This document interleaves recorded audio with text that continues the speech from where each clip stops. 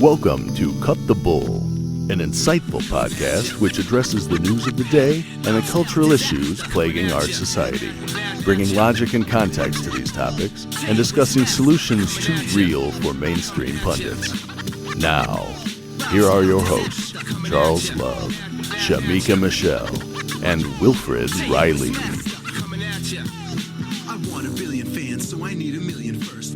Hello and welcome to Cut the Bull. I am Charles Love, alongside my co-hosts, Michelle and Wilfred Riley. And our guest this week is Tom Donelson. He is the chairman of America's PAC and the author of America at the Abyss, Will America Survive? Tom, welcome to the show. Well, welcome. I'm glad to be here. Like I say, Will has been on my show so many times, and he's done enough research with me and for me. And so, but it's glad to meet the other two. Yeah, it's good to meet you too. Maybe we can come on and talk on one of your shows, Shamika and I. Sure, yeah. Well, it's a dark day. We can talk about a lot of things. We're going to cover a lot of stuff, but we are recording this on January 6th, the anniversary of, Yeah.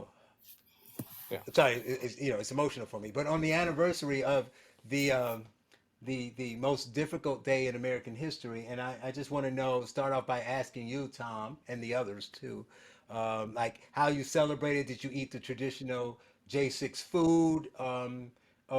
Did you go somewhere and take a moment of silence? Just what you did to commemorate this day and, just deal with the heaviness of all, and think about all the lives that were lost, Tom. Well, I'm going to tell you, I basically worked, had dinner, thought about, and I had the opportunity. A friend of mine wanted me to listen to a StreamYard presentation by a hardcore left-wing black nationalist, Wilford Lewis, and I thought to myself, well, I've done my celebration now. It'd be nice if we all put this in proper context. So by proper context, obviously you're like comparing it to Lincoln's assassination, Pearl Harbor. I mean 9/11. When you say where are you rank? I mean, is it two? For me, it's number two, but it's close to number one. Maybe with more distance, it'll be number one. But right now, it's two. So for you, when you say in proper context, what do you mean? I'm going to tell you, it's like this. I on January the 7th, I said, look, this is a bad thing. It's a riot. It should be condemned. But beyond that, I thought to myself, here's the thing. We had, and this is what I say, I said, this is like the bookend to a full year of political riots. Mm-hmm. I mean, if you sit back from George Floyd all the way through the election into this, and even, shortly after that with the Kim Porter. Those were mostly peaceful, Tom. Yes, I know. Mostly peaceful. They were mostly peaceful. And they were mostly peaceful. What I tell you what, it's like this. I got a hold of a left-wing report about a few months ago. I cannot think of the group's name, but they sat back, and that's exactly how they put it. 93% of Black Lives Matter protests were peaceful. Mm-hmm. Then you looked into the 7%, which happened to be 700 riots over the period of 5 months. That means like we had 4 January the 6th every day from George Floyd all the way to the election. Right. And by their own admission, 90% of them was associated with Black Lives Matter and Antifa and so on down the line.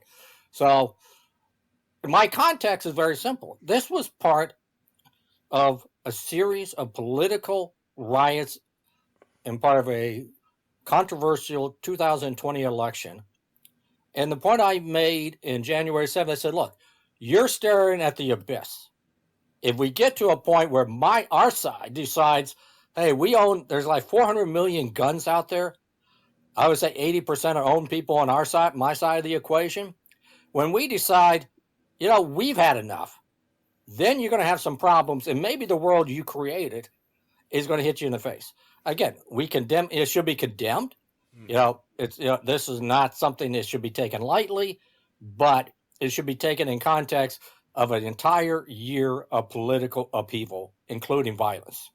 So you're the political guy, so we'll get into more, I want to get some from you, how most people who are, diehard Republicans looked at this then and how they look at it now. But first, I got to admit, obviously I was joking at the beginning, but I Yeah. listen to and watch a lot of people, a lot of coverage, a lot of just regular pundits, a lot of people on Twitter. And I got to say, and I'm not saying it because he's a co host, but I got to say, no one is really better at being completely fair down the middle and explaining this than our own Will Riley. I mean, Yeah. Shamika allegedly, I mean, hypothetically could have actually been there. She's, for all I know, she's an insurrectionist, so you don't want to go to her. I talk about the culture all much. I really don't care about politics. But Will, in tweets and even on the show with two opposing guests. With one says, "Come on, it was worse than you make it out to be," and with the other, "Come on, it's not as bad as you made it out to be." So, Will, I want to toss it to you. Tell me, as you look back a year later, what your thoughts are on J6. See, it already Well, has a nickname, J6. well, I mean, it's 1/6 if you want to really commemorate the terrible event. I mean, so when you said, this is one of the darkest. I'm just going to keep going with your routine, by the way, for those people that don't get irony, which I notice includes a lot of brothers and a lot of Republicans, probably for the same like high school coaching reasons. But anyway, I mean, but keep going with the same thing. There have been a lot of dark days. In addition to the assassination of Lincoln, you would have to throw in, I mean, the murder of John F. Kennedy, the murder of Martin Luther King, Pearl Harbor, 9/11. Some people might say the shelling of Fort Sumter by Confederate gunboats, the fall of Kabul. Many would say none of those can compare with 1/6. Um, you know, what did I do to celebrate this momentous event? My family and I sacrificed a goat to St. George Floyd. Um, we we gathered around the Capitol podium, which is the symbol of the day. People are going to buy ceremonial podiums, much like there were trees for Christmas. Or build Anyway, them out of popsicle sticks. but all that aside, I mean, like banter aside, what do I think of the 1/6 rioting? I mean, basically, I actually wrote a piece about this for Spiked where I said, I think this was an unfortunate, ugly riot. The Capitol venue does make it worse because I mean, so many people saw that it made America look internationally, sort of like we didn't have our house in order. You see the French riots in the streets now over mandates, or you see what's going on in Kazakhstan where they set the president's house on fire, and you kind of have that reaction like, oh, these half-ass Europeans are at it again. And it's rare to have that feeling about the USA.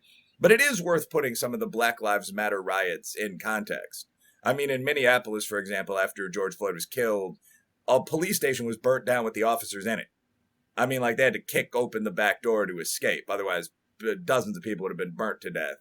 In Portland, there were 100 state days of rioting, which targeted a famous federal building. I mean, the old courthouse in that city.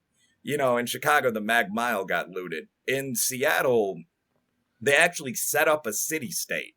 Like armed warriors marked out boundaries around the Capitol Hill district of the city and took over.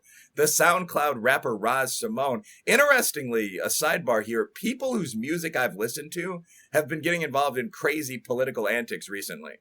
So like the guy who was responsible for the Waukesha terrorist attack was Math Boy Fly, who's a well-known Midwest rapper. The guy who ran Chaz was Raz Simone from SoundCloud.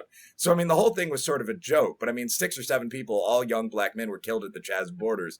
So my response to 1/6 is that, unfortunate incident, it came at the end of this series of unbelievable riots that looked at least as dramatic on television. This is obviously being singled out for political reasons.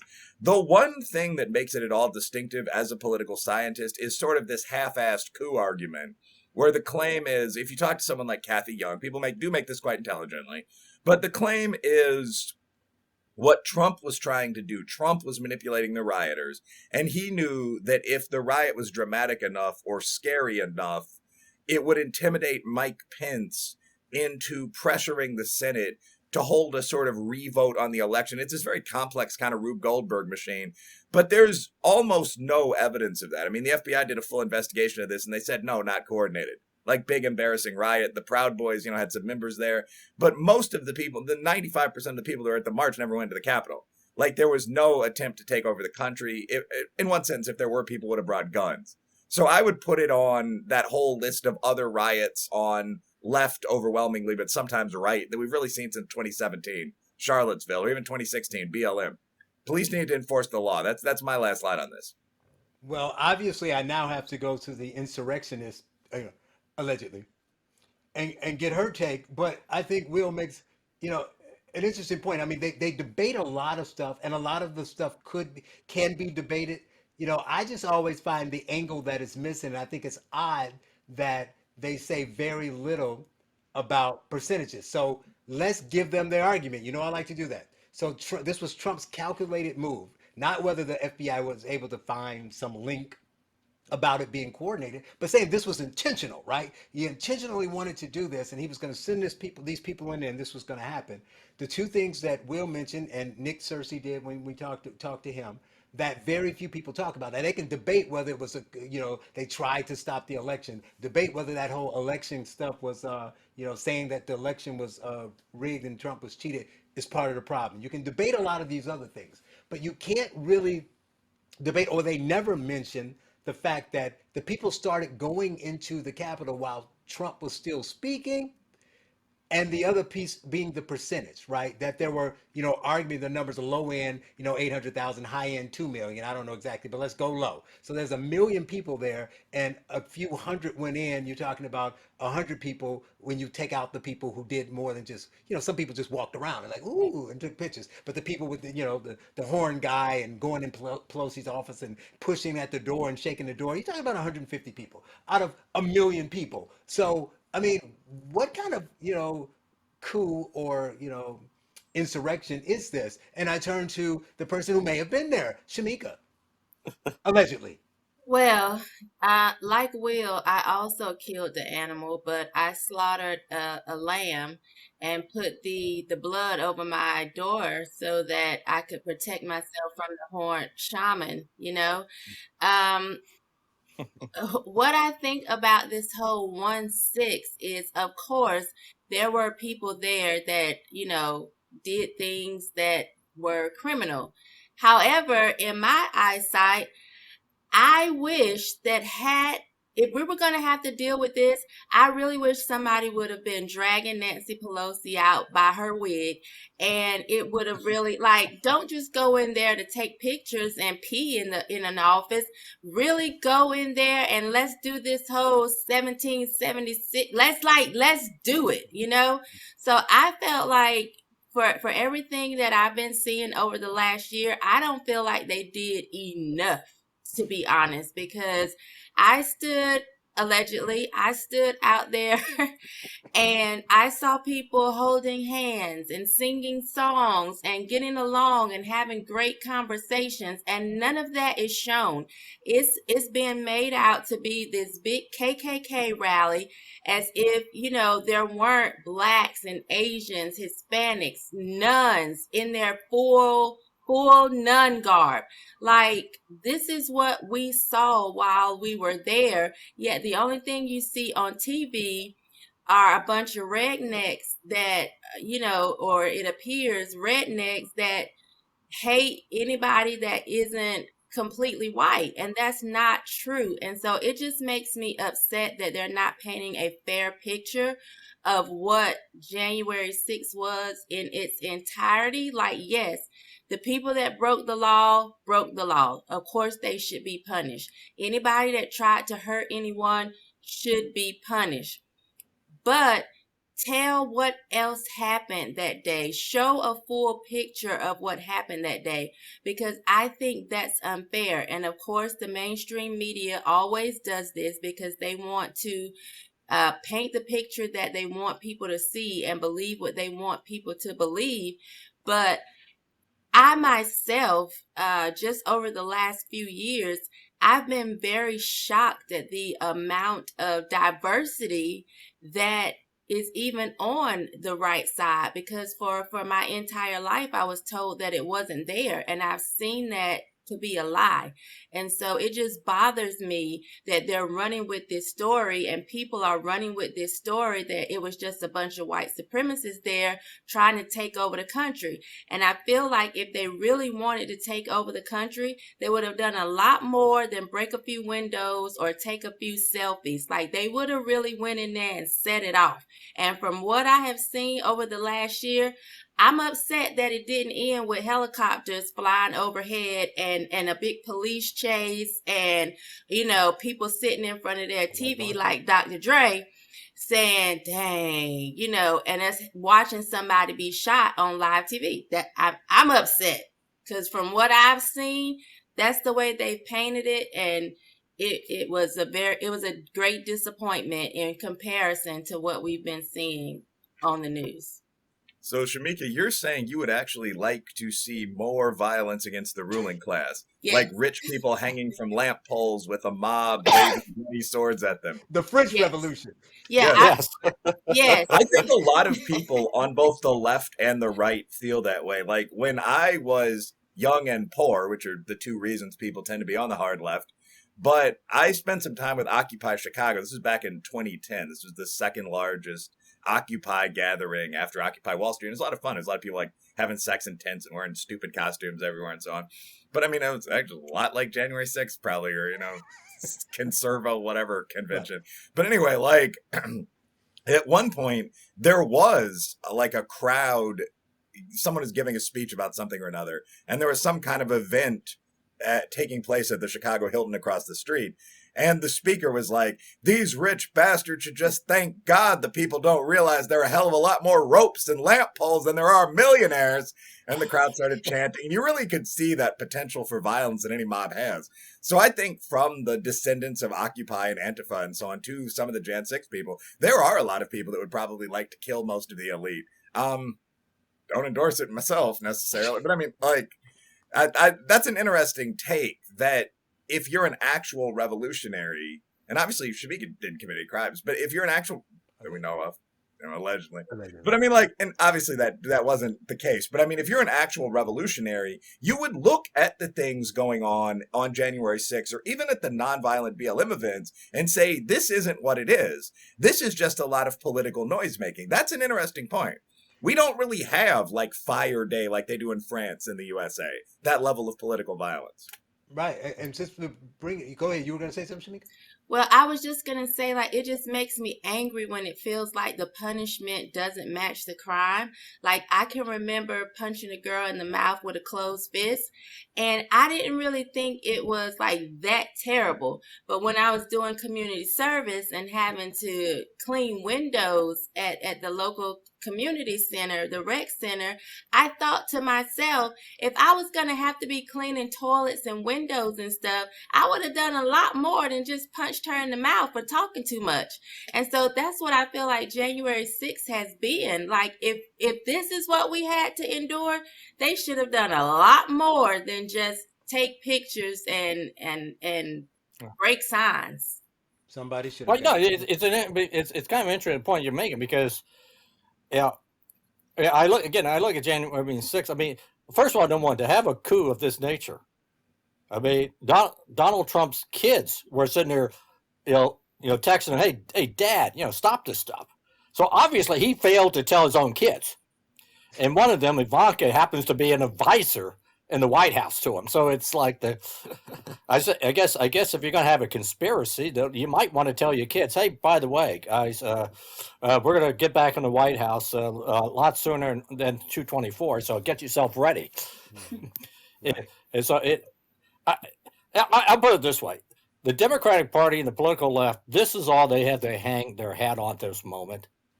I mean, let's be blunt. I mean, you look at the last couple of years, and you've seen, if you lived in a city run by progressives, you've not only seen your economy slip, but you've seen increased crime.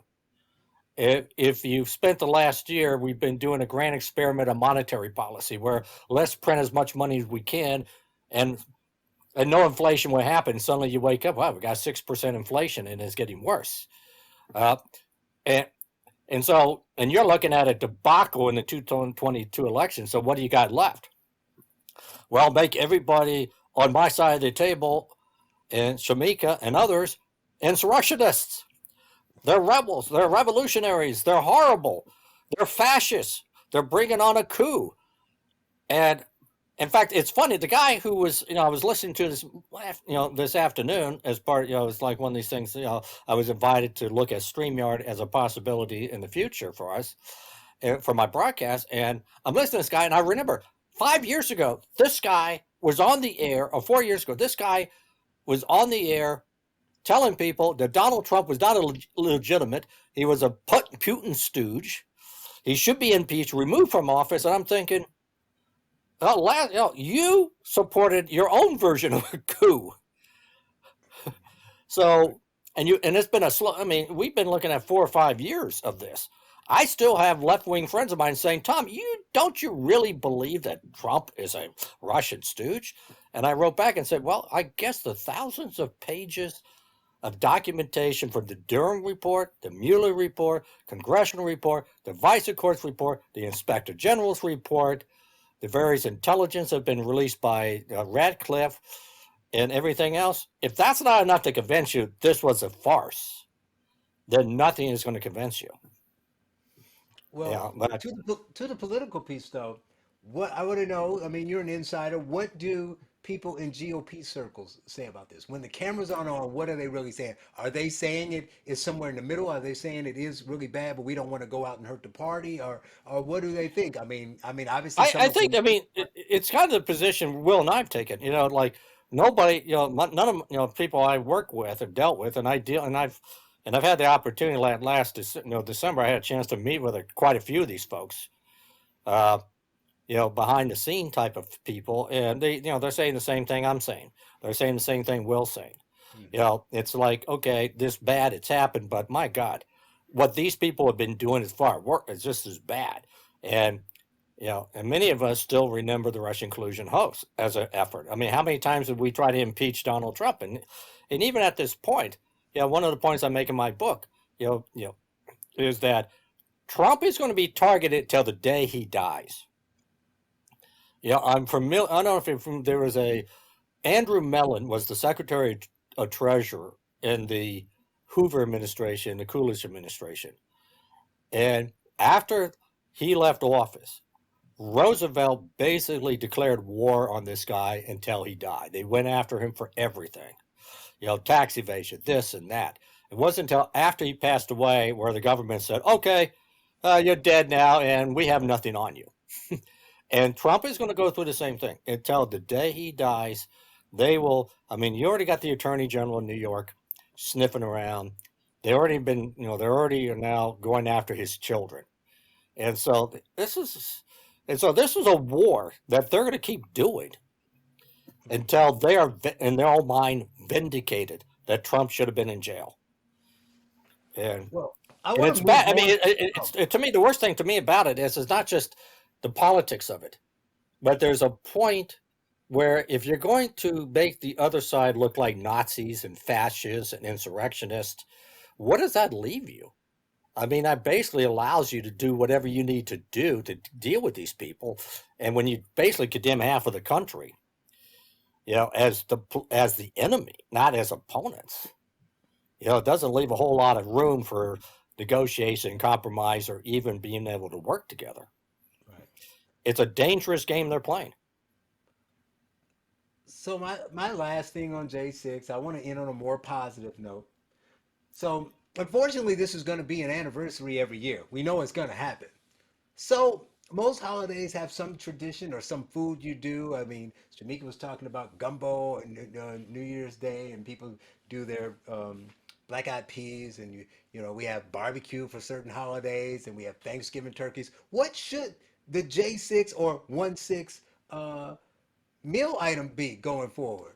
Will, what should we cook on 1/6 every year to commemorate this wonderful event? Well, I think that's an interesting question.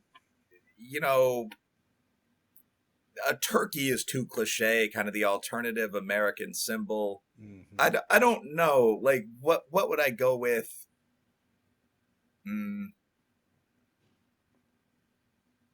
Maybe a lamb. That's the symbol of innocence. And on January the 6th, this country lost its innocence. That's how that could be spun.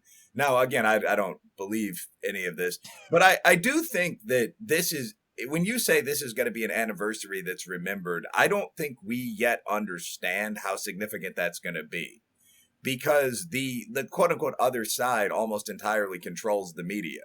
So again, what we remember, Whitewater, for example, or Watergate, without excusing Nixon. At this time, political dirty tricks are extraordinarily common. an unpopular GOP president got caught, that became the thing that defines political scandals down the road. I think January 6th, because of the media attention, will probably reach sort of a Watergate level of prominence. I don't think anyone will seriously think of it as on par with the Civil War, but it'll be viewed as one of the 20 or 30 biggest political things that ever happened in America. Whereas equally sized BLM riots, including some that almost breached the White House, are generally just going to be forgotten. They're going to be swept under the rug. But eat lamb to represent lost innocence. I think another question there, by the way, before I shut up, is what are the holidays of the new America?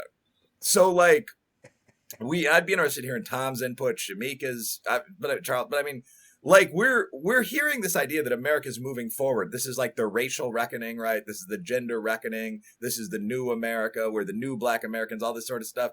So, like, the statues of Columbus and Jefferson and so on are coming down. So what great dates replace, like, President's Day? I mean, obviously, maybe George Floyd Day in May is a symbol of criticism of policing. Obviously 1/6, but what else? Those are the questions. I like those, so we can do a date and a dish. While we think of other holidays, Tom, you got a J6 dish that we should start. I thought about this, and I'm sitting there thinking, and I'm sitting there the other day. I just got finished reading an article about, and I actually asked this one person seriously, and she actually thought it was a good idea. So that tells you where she's at. But in celebration of I-6, and let's put it all together, anti-racism, save the planet. Let's make it one big vacation, and let's have crickets and bugs to save the planet. I mean, it's, might as well, let's go the full route. That's very good. Yeah, full route. I say, Bill Gates says he wants fake meat and crickets. I say, let's do it. Let them eat crickets. Shamika? Well, in honor of our first female vice president, I think we should just have one big Polish sausage.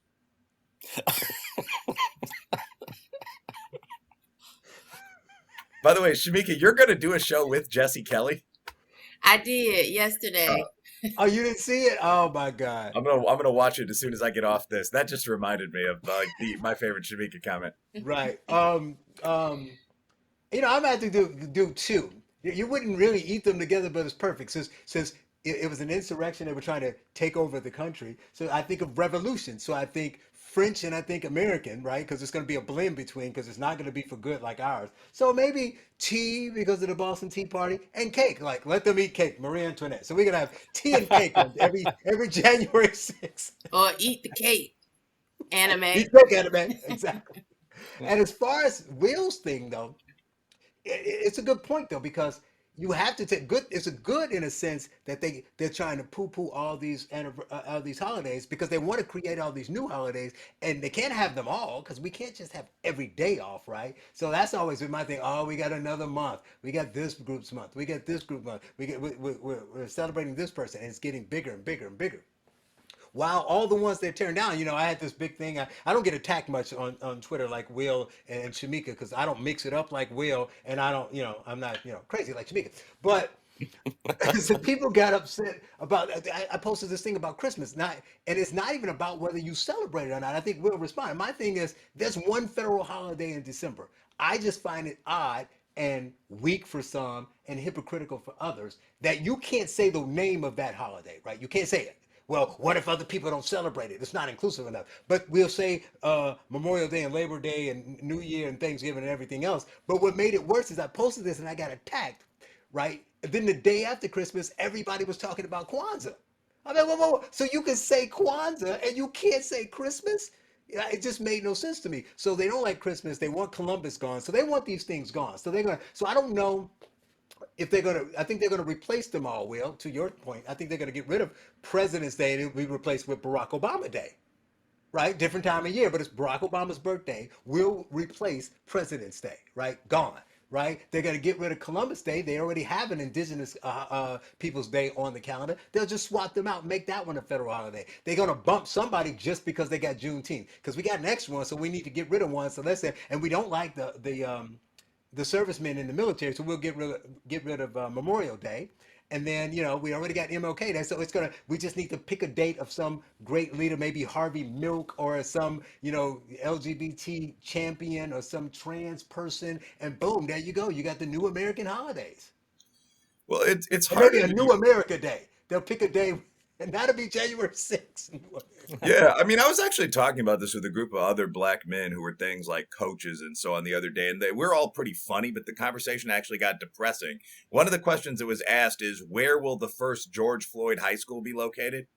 And everyone was like, oh, come on, bro, that's not going to happen. And then the group all of a sudden was like, yeah, it probably will.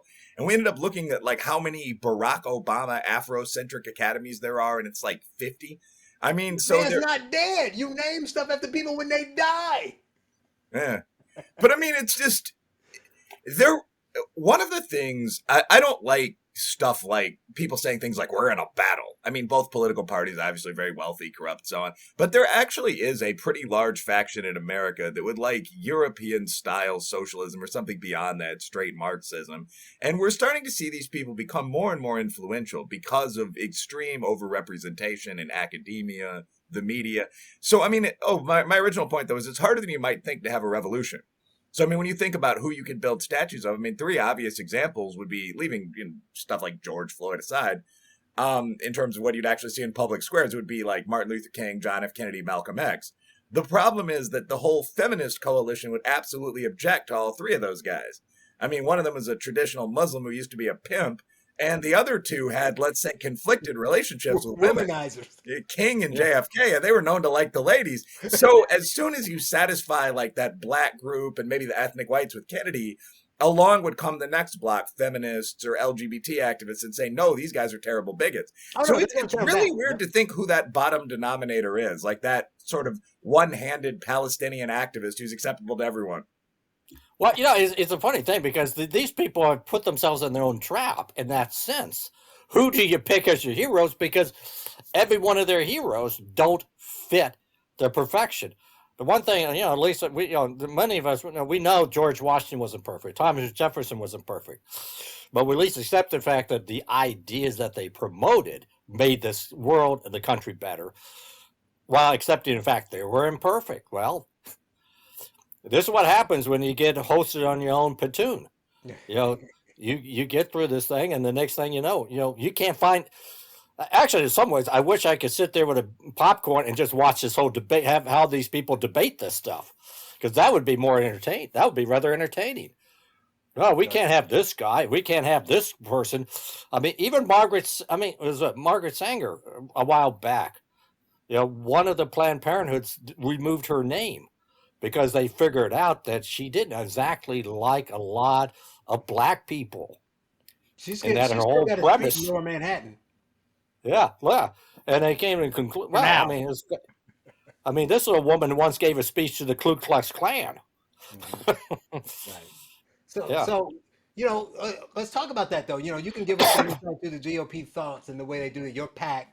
One of the interesting. Sure. You can talk about your PAC a bit first before we get into the details, because when I looked on the site, people wouldn't probably think about that when they hear it, because they hear PAC, there's like it's somebody's dark money thing where they're raising money for these evil politicians and things. Yeah. But you were created to try to do outreach to people who don't traditionally vote for Republicans, right? Yeah, the original strategy. 2003 is when the organization formed, and in 2002 there was another organization we came out of.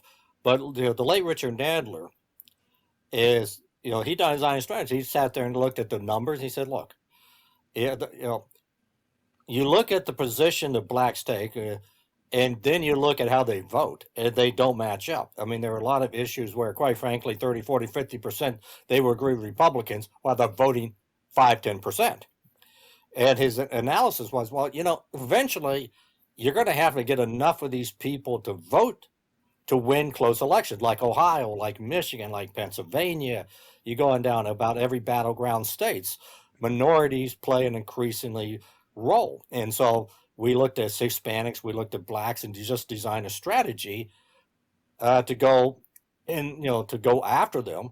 And we still do. We've expanded. Like in 2014, we went and expanded what I call what is now we can call the Trump Coalition. Well, we found them in Illinois in 2014. I mean, we scared Dick Durbin to death. Dick Durbin did the worst he ever did in 2014 because I convinced this one donor, you give me $500,000, I'll make the SOB sweat. Mm-hmm. And not only did I make him sweat, I don't know if you guys are familiar with Mark Alias, Perkins and Cole. Yep. Well, he came after me.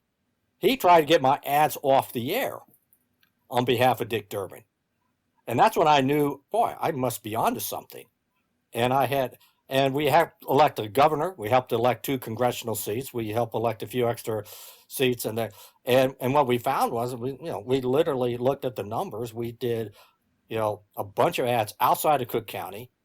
And we did ads like Hispanics and blacks in Cook County. And basically, the two, the governor and the senator who did actually lose in Durbin, they both set records for Hispanic votes percentage. They're the only 2 candidates in Illinois that got over 30%. Mm-hmm. And then we looked at the numbers and we're like, like the governor, the guy who ended up becoming the governor, he basically swept outside Cook County by 500,000 votes. And we were looking at the rural votes. We were looking at these blue collar and we said, oh my God, there's a whole new coalition out there we just discovered. And essentially it was it's a combination of the minorities, the urban centers, combination of the rural and the blue collar voters right outside of Cook County. Places where Will really naive question knows. Go ahead. What made that so hard for people to understand, and why aren't they doing it now? It seems so obvious, but I mean, and you use Illinois as an example. Will and I both know it really well. I just moved to New York from there, and I can tell you, you talk to anybody in the GOP there, all of them can parrot it like they know the numbers off the back of their head, and they'll say that we can win most of the state. You need to get 20%, hit 20% in Cook County or Chicago to win the state. So they know this. 20% is not a majority; it's 20%. But they don't really put forth any effort to do it. It's a good question, and I would put it this way. One of the things that think of it this way. A lot of Republicans come out of suburban, for years and years came out of suburban areas. They're not used to dealing with this. Now, Rich Nadler and I met Rich in Kansas City. I was living in, Overland Park. And we got together and got to become friends. And we both did a lot of, I ran a congressional campaign in 1988 in Kansas City, Missouri, against then Alan Wheat. And for those people who may not know, Alan Wheat was Barack Obama before Barack Obama. He was a, smart, sophisticated, black, who was on his way, moving up the chain. And then Rich would do a lot of tax issues, a lot of different issues, and a lot of educational issues like school choice and things of this nature. And we basically went into the black community. And like my candidate, it was kind of interesting. I told my candidate, let's just go into some of these black neighborhoods. Let's go to these black churches when they have these big seminars. What they did, they used to have big candidate nights at the black churches. And she was like the only white Republican there. And there was only one other Republican, a black Republican. And that's when I was sitting there, and I'd be talking to these, some of these people on the side, and I said, John, what kind of turns you on? What is it you guys are what is it you're looking for? And I was finding the number of people saying, hey, taxes are too high. People aren't cleaning up the street, the basic things. Mm-hmm. And I'm thinking to myself, they agree with our issues. And it's a simple case of, it's like, I remember one time a gentleman won an election, got something like 40% of black votes, and people came up to him and said, how did you do it? He said, well, I simply went in the neighborhood and asked them to vote for me. Well, see, I gotta push back then. So your kind of, not excuse, but your reason was that a lot of these people come from the suburbs and they don't know or whatever. Yeah. But you're saying yourself that they're just people who are looking for the same type of government that other people are.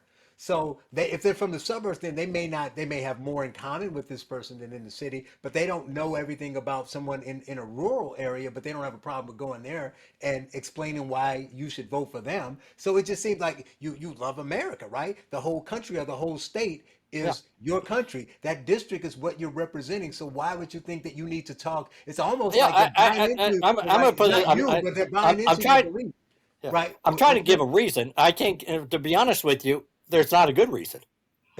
It's But yeah, they're still not doing it like today. So yeah, you've been doing this since the 80s and with the packing for 10 years. And if you go to most areas, they still don't do it. They still write it off. Or yeah. they still say, let's go find the one person in the black community who can speak for us. Well, I'm going to say this. The It's interesting to me. There were people within the Trump campaign that figured it out.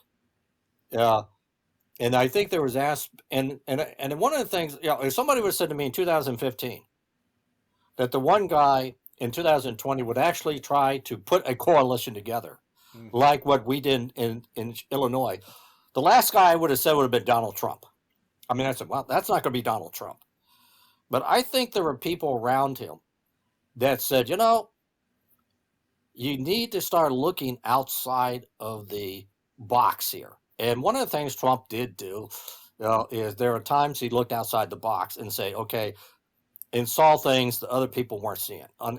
Dealing with the blue collar workers, dealing with the rural areas, putting that coalition together, looking at, because he actually got more black votes than any other Republicans total. And if you look at the percentage, I mean, the last president who Republican got more of a higher percentage, not, than Donald Trump, was Gerald Ford.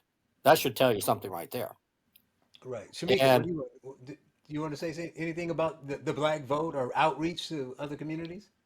Well, I just think the GOP needs to do a better job in representation. Like, as I was saying about even January 6th, and just throughout the past couple years, just being involved in politics, I was shocked to see so many Asians who, vote right or that love Trump, and Hispanics, and like I myself was shocked because I had been told my entire life that these people were racist. So I just knew when I went to my first Trump rally that I was gonna like really stand out as a black woman there, and I did not, because there were so many. And so I think the GOP kind of turns a blind eye and just act as if they don't address it, that it'll just go away on the left, with them calling the right racist.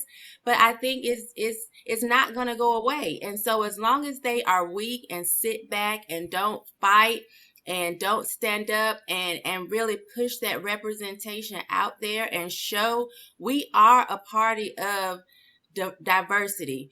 We are, like, to me, I think the people on the right are more funny. People on the right are more down to earth. These are the people, to me, that are working class. They should not even think that Republicans, although there are a lot of rich ones, it should not just be thought that on the right are just the elites, when most of the elites are Democrats or those that are,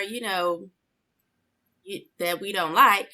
I mean, but I just think Republicans are so weak. Like, and I'm angry about it because I thought I was leaving the side that the men didn't work out and they had little arms and, they like to walk around in skinny jeans, coming to the side where the men were going to be carrying pocket knives and keeping their wives in check.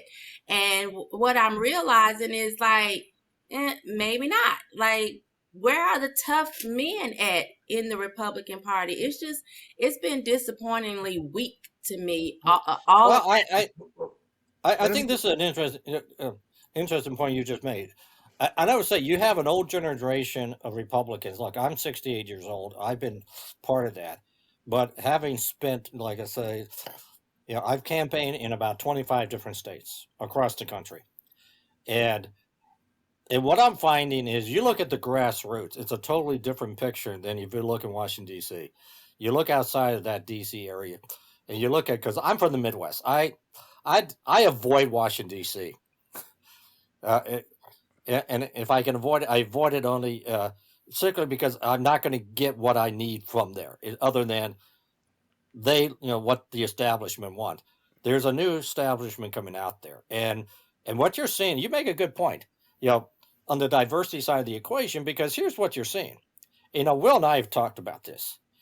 We've seen grand experiments over the past 2 years. And one of the aspects is when you cut police budgets, you tell police don't be police officers, get them out of high crime area, and you let criminals off the street, and you basically say, if you shoplift less than $1,000, we're not going to charge you. Crime goes up. And where do they go up? They go up in those communities that are most effective. Look at it. It's going to be fascinating to me to see what happens in New York, because Eric Adams got elected based on, I'm returning to the days of Giuliani. We're getting these criminals off the street. Then you have a district attorney who's basically said, I'm going to let the criminals go. I'm going to do what they're, I'm going to let the criminals on the street. We're going to decriminalize things, And I'm going to see fascination because Eric Adams is going to have a choice to make, and he's going to basically find himself at war with his own party. Yeah. And eventually you're going to have some Republicans and independents are going to say, you know what, it's time for us to start a new movement within that city to recapture this city. Right. Because if Adams fails, New York goes the way of Chicago. It's that simple. It's going to go the way of Baltimore and Detroit. Well, what I wanted to say, to be fair to the Republicans, the problem is, I always talk not necessarily from a political standpoint, just saying, well, you should treat everybody the same and things of that nature. And, I get the whole, some Republicans, kind of wincing at certain things, saying it's we don't want to be patronizing, or we don't want to just, do like the Democrats do and just, feed this lip service kind of thing. But when you're an active member of the party, it's a political fight, right? So you got to be calculated in what you do. So I think one of the failures, ironically, is them trying to be fair. But one of the failures is for the GOP. Shamika talked about seeing diversity when she went to an event. So to most people who are Republicans, they're going to say, see, we did our part. Our job is to be inclusive to everyone, and we are. Done deal. That's all we have to do. They don't think it is in, they understand the interest of it, but they think they're playing into the political and the racial politics that they don't like, to be, picking people based on their diversity, the diverse traits, or saying we want more blacks in the party and things of that nature. But they have to find a way to find some place in the middle to say, okay, we're not going to go out and pander to blacks, but we are going to talk to them, or we are going to say this is why blacks should vote for us. So it's like you can't do nothing. But I understand why they don't want to just say, well, I don't want to say, just speaking to it. You make a good point, Charlie. I'm going to follow up with it because Will and I have had this conversation. And there are certain issues that resonate within the black community that more so than other issues. An example, charter schools, school choice. They understand completely. They're not getting educated. And if you look at the pandemic. At all in Chicago. Yeah. Well, if you look at the pandemic as an example, where did schools get closed down? In blue states, in blue cities. And the numbers are outstanding. Will knows these numbers better than I do. But the amount of learning lost hurt blacks and Hispanics far worse than any other group. They're falling further behind. And I've even had the chance to talk to a gentleman who's a Democrat who's like the chairman of the school district in his county. And we're talking about a wealthy, blue collar, a wealthy county. And he told me, he said, Tom, you would be surprised. It's like, I'm seeing so much learning being lost, so many school tests. And then he even went as far as to say, Tom, let me ask you a question. I said, okay, what's your question? He said, I got 3 schools. They do not have geometry teachers. And I said, let me guess. Are they all dominated by minorities? Are they, predominant minorities? He said, absolutely. He said, so you're trying to tell me a Democrat-run school district run by a bunch of, we're talking high income, and they're screwing they're screwing minorities? and I think these are and he said, yeah, absolutely. And I should point out, he himself is an Asian. He is Asian. So he's like, yeah, you got it. And I said, well, that's not right. But it sounds like to me that's a problem you guys have, and it's also, again, it goes back to, if I'm a black in that community, why am I staying in the public school districts the schools to begin with? Shamika. Go ahead, Shamika. Yeah, when it comes to school choice, I think that is a perfect way to reach a lot of black people. Me, 26, having a daughter 5 years old, needing to go into kindergarten. I knew enough to know that I did not want her in public schools. So I put her in a charter school. But I had no idea, as someone who didn't pay attention to politics, that this was predominantly a Republican policy that wanted to give people options. Yeah. So I think that it's important that we kind of reach people in these schools, because all three of my children went to this same charter school. And by the time my baby girl came out, when my oldest daughter went in, she was like one of three blacks in her kindergarten class. But by the time my youngest daughter came out, the school was predominantly black. So it was like more black people were deciding, I want something other than public schools. But I can tell you, I would bet money that most of them don't really realize the fight against them being able to have the freedom to choose something different. In this city, most of our charter schools are predominantly black. But again, I would put money on it that most of them still vote Democrat and have no idea that these would be the people that would want to snatch that option from you. So I think it would be good if we use that as a way to really kind of talk more to the black community, because they use charter schools a lot, especially here. I see it a lot. Yeah. If I'm asking, where do you live, Shamika? I'm in Durham, North Carolina. Oh, Durham, North. Okay. All right. Will. Well, actually, yeah. I was ahead, in the Will. pharmaceutical business for GlaxoSmithKline, formerly Burroughs Wellcome. So Right. do they still have that interesting office there? Yeah, in Research Triangle. Yeah, they are still there, and I think they are pretty much in the same place. Of course, they built up more, but I think their original buildings are still there. But again, you make a point, because Wilfred did a study for my foundation, and it's he's finishing it up and it's going to be released. But Wilfred, you found some pretty interesting aspects about charter schools and blacks and income going with it. So this will go ahead. Yeah. So I mean, there are a couple different things, and yes, that study is on the verge of being entirely finished. That took a bit longer than I expected. I've worked with Tom on a couple of projects here, but there are really 2 points here. First, Tom, you're right.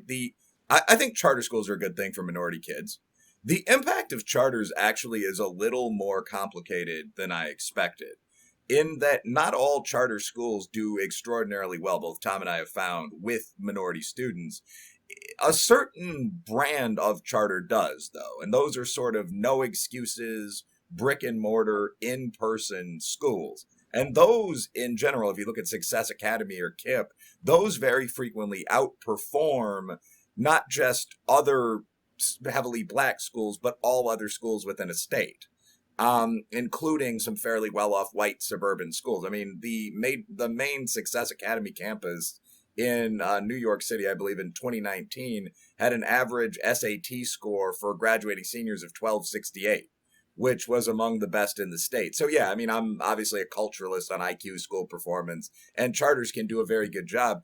The thing about that I think links together some of these issues, though, I mean, when you guys have said, well, the main effect, and myself, Tom, and I think Charles have done some research on the COVID pandemic. I mean, the main effect of a lot of these social policies has been to damage the same blue areas that the organized left talks so much about and claims to care so much about. I mean, that's very definitely true. So, I mean, in Kentucky, you're talking about large cities not far from Appalachia. So you have a large number of poor people of all races. But the number of kids that never once checked into a virtual classroom is extraordinarily high. It's something like 40%. And I would imagine that that's true across the board, that that's true in many of the states that did this. Now, again, Kentucky's a red state, but there are almost no large red cities. So in Louisville or Lexington, you see these same problems. I assume that's probably true in Durham, so on down the line. I think there's a broader through. So, okay, that got a little rambly. I think there's a broader through line here, which is that wokeness itself should be a variable when people are looking at things that affect, for example, IQ or testing performance. You frequently see these dips that are hard to predict otherwise, like black scores climbed and got closer to white scores through the 70s, through the 80s. Then that stopped to such a point that racists started using it as evidence we'd sort of reached the ceiling. We'd never get past that. And an obvious question is kind of what happened? Like, was that about the same time that non-traditional education and new math and like the rejection of phonics and Afrocentrism and all this other bullshit hit the schools? When I've done some dives into this for research, yeah, the correlation's really high. It's like 0.8. And I would imagine that if someone more professionally tracked that over the years, like how much of this stuff you're giving to minority and urban white kids is very likely one of the reasons the scores are dropping. So yeah, charter's often good, COVID bad, but that's part of a larger pattern in terms of what we're doing in urban schools. And yeah, that could easily be a GOP issue. I mean, Chris Roof. It's a good point because you and I have had this discussion, Will, I sit back and think, like I say, I went to I went to a high school that literally, I look back at it today. I mean, we were we had like 80% of the kids went to college. And and a good portion of them went to Ivy League and elite schools. And I said, and I go back to the day, and I can tell you, everything you talked about in that study, this is what public schools used to do. They don't do anymore. And I remember, and I went through a school of education. I got I went through a school of education, and it was interesting at the time. The school that I went to, we had very few actual educational courses. We actually spent more time learning our subject matter. And I can always remember when I went through teaching, this one teacher looked at me and he said, I'm going to just tell you something. All those education courses, I said, yeah. He said, 90% of it's bullshit. And you're going to, in 2 weeks, you're going to find this out. And he was right. In 2 weeks, I found out some of these theories were just nonsense. But it was at that point in time because I remember doing interviews and having these people talk about all these educational theories. And at the college I went to, which was then James Madison, which was at that time considered the premier educational school, we had very little of this. They just simply say, hey, learn your subject matter. The teaching comes later. And then we went away from that. It's like Will's absolutely right. You're still in the 90s and, in the 90s, this is when it started to change over, where you had a whole generation of these teachers being taught all these theories. Because I can tell you, the teachers I dealt with, half of them, now I lived in the Northern Virginia area, but half of these teachers were ex-military people. This was their second career. And as I said, they weren't just talking. And when we did history, they didn't tell history. They had already lived through history with the World War II. Almost all of them were like World War II veterans, and it was a totally different picture than what you see today. So, with that, you mentioned earlier that when we talked about January 6th, how the Democrats were using this because they had nothing else to rely on. But I had to push back a little bit on that in the sense that when you talk about the cities and the crime and the COVID and all these other bad things and the bad policies, all that's true, but most people aren't paying attention to that, and they're buying into the narrative, right? So if they believe the J6 narrative, if they believe the racist narrative, if they believe that Trump is gonna make a comeback in 2024 and finish his authoritarianism, it still gives you an uphill battle. So speaking from a GOP standpoint, what do you see in 2022, and how do you think? What do you think the smart move would be for the GOP to come? Well, I'm going to put it this way. To me, the smart move is, first of all, number one, as I said, we've had civil grant experiments. Crime. The other aspect of it, like the pandemic, what we found, I mean, I've done studies, Will's done the same studies, and I guess you've done it as well. And I've just got to finish updating a study where red states that had less economic restrictions, had a 30% less unemployment.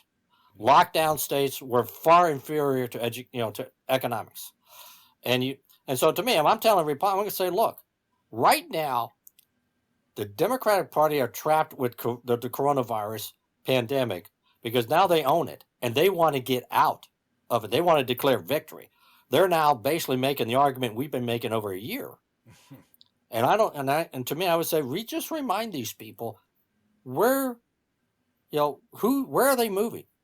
I mean, 750,000 people have left New York and California. Where are they going? They're all going to Republican states for a reason, because our economic performance is better. Number two, I talk about inflation.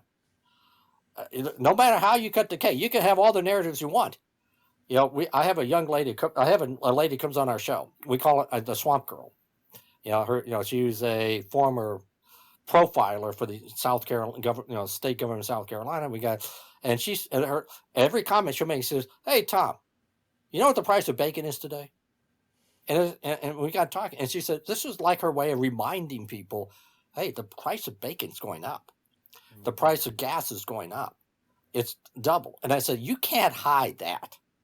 Right. You can have all the narratives. They go to the grocery store, they can't hide that. That's on the party." That's so on do they avoid the social issues? The wokeness. Do they avoid woke? Do they avoid race? I know that's the third point. Okay. Go look at the Virginia election, and I think what you saw in Virginia for the first time. First of all, parents finally, when they stayed home from the pandemic and they had their kids remote, they actually got to look at what they were getting taught. I even had like school district. I go back to the gentleman who I talked to, who runs the school district. The school chairman, and he said to me, he said, "You're right, Tom. They got to look at what the hell we were doing in the classroom, and they didn't like it." And when you look at the Virginia election, to me, the key element, one of the key statements, is when McAuliffe says, "Your children belong to the state. We'll tell you what we're going to teach them. We're not going to give you that option. We're going to tell you." And I think parents suddenly realize, oh my God, they're not just talking about, it's not just about critical race theory. It's not about transgenderism, even though that all played in Virginia, because you had a rape case where a guy dressed in a dress went into a bathroom, raped a teenage girl, and then they covered it up.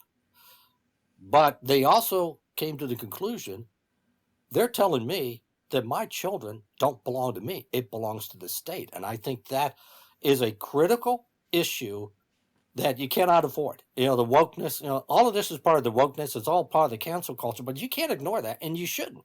You should just say, look, this is what they're telling you. They're telling you your kids belong to them. This is a cultural issue that can't be, and it's a cultural issue that goes far beyond what we've ever talked about in the past. Well, go ahead. We just go, Shamika. Go. I was going to say, if you want to see too how to reach the Black community, especially like, I don't know, lower class or whatever, you need to see what the Asians are doing, because the Asians came, they started out with, the nail salons and the Chinese restaurants. Then they put all the beauty supply stores on lock. Now they have changed all of those former Chinese restaurants into crab houses.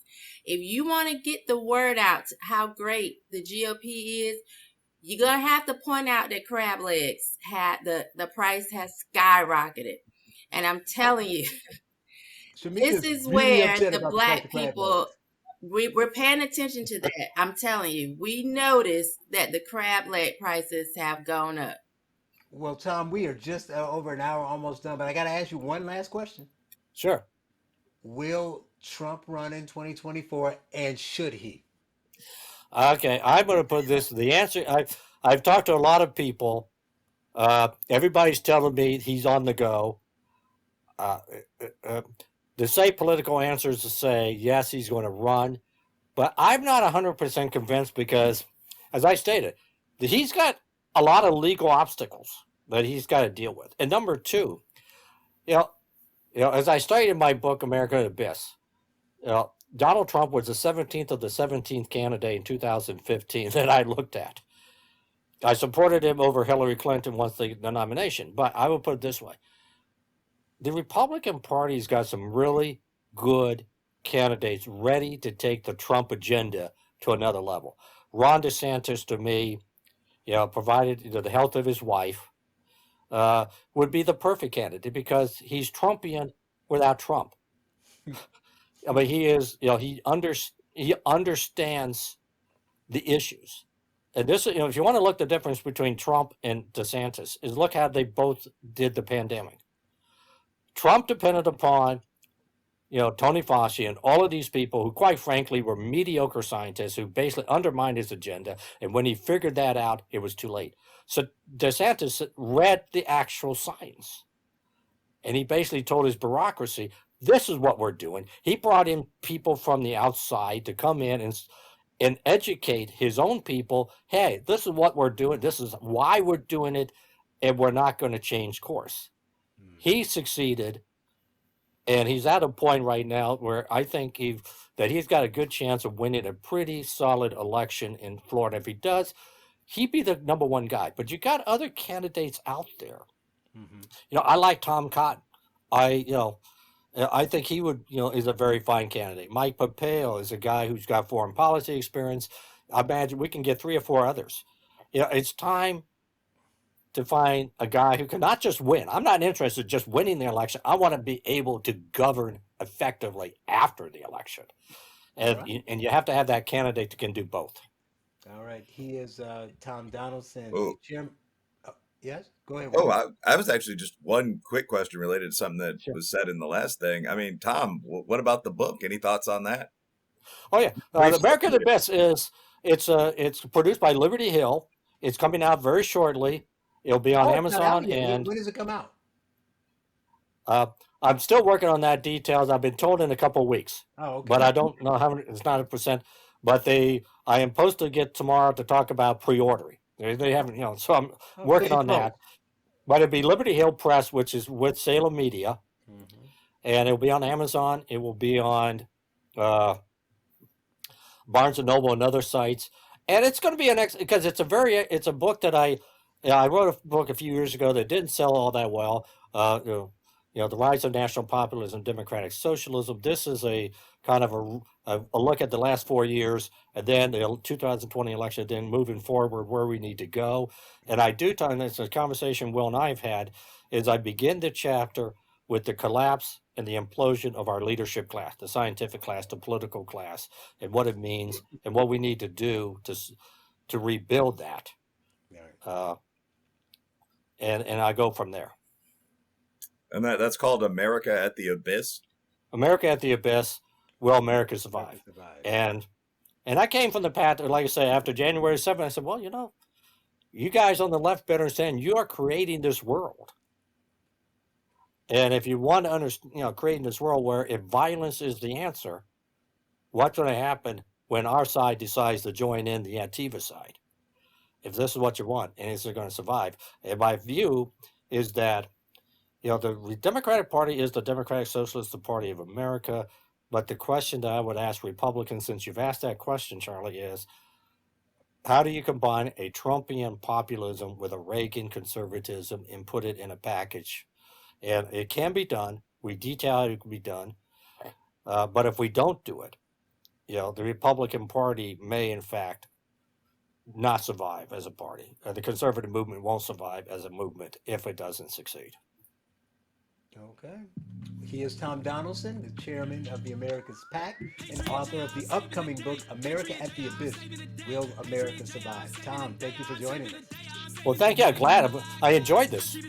Patriot J, I'm saving the day. I got a country to save. Patriot J, I'm saving the day. Patriot J, I'm saving the day from you commies who lame. No, you can't fuck with me. I got a country to save. God bless the U.S. of A. Land of the free and a home of the brave. God get all of the praise. I got a country to save because I'm Patriot J and I'm saving the day.